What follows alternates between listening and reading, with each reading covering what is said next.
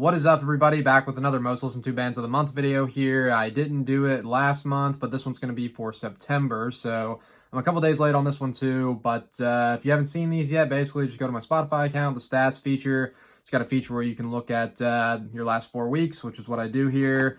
Of course, I collect a lot of physical music as well, but Spotify while I'm at work or driving around is the most convenient and what I listen to music on the most. So what I've been listening to over the last 4 weeks the most, at number 10, I've got Inquisition, great black metal band. They're my favorite black metal band. Dagon on guitar and vocals, great musician, and Incubus on the drums is a freaking machine. All their albums are fantastic. They're in my top 10 a lot. Number 9, I got Hellstar, which is a really cool classic US band from Houston, Texas. I saw them earlier this year at Hell's Heroes. They killed it. James Rivera is an amazing vocalist. Burning Star, their debut from '84.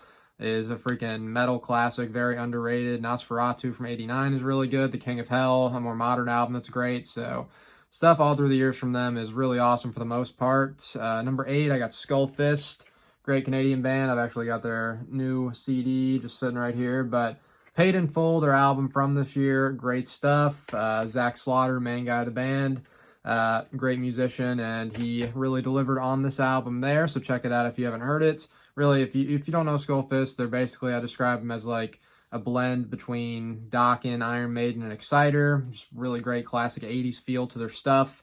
Number 7, Tankard. Tankard, I think, is a pretty cool band. Originally, I didn't really pay much attention to them. This is a while back, but maybe like 2 years ago, I started getting into them. Originally, I was just like, it's kind of cheesy, the whole beer thing, but they have some really great thrash albums. Chemical Invasion is really cool. Zombie Attack. They actually just put out a brand new album recently, like last week. I think they've got 18 or 19 albums now, so they've been a machine since the early 80s when they started.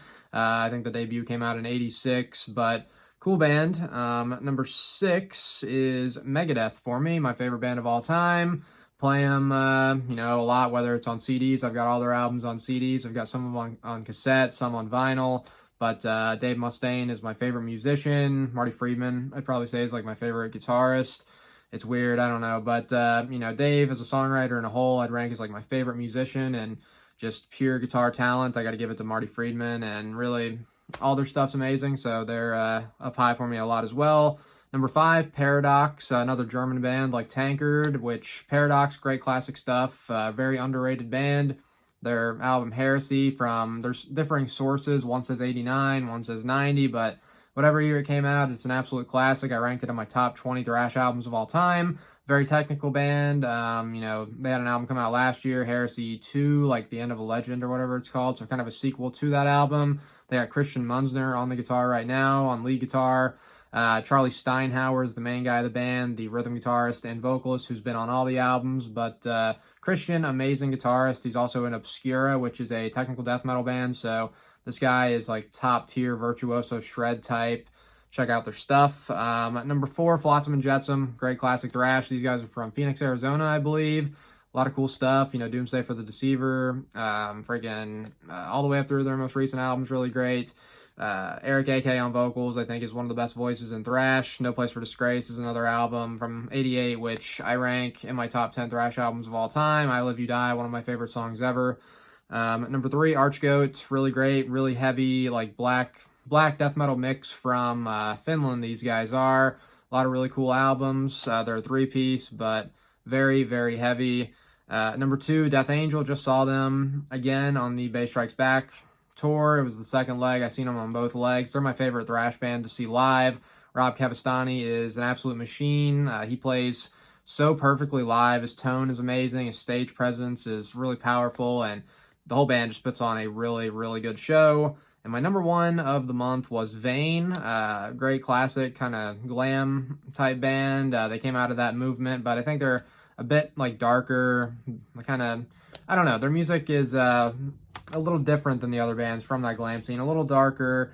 Davey Vayne on vocals. He actually produced the first 2 Death Angel albums and some other heavier stuff in the mid-'80s before Vayne started, so some heavier roots with them. I just ranked their discography. They got 7 albums, so check that out if you haven't seen it yet, but really cool band. No Respect is, one of the best albums come out of that 80s glam scene.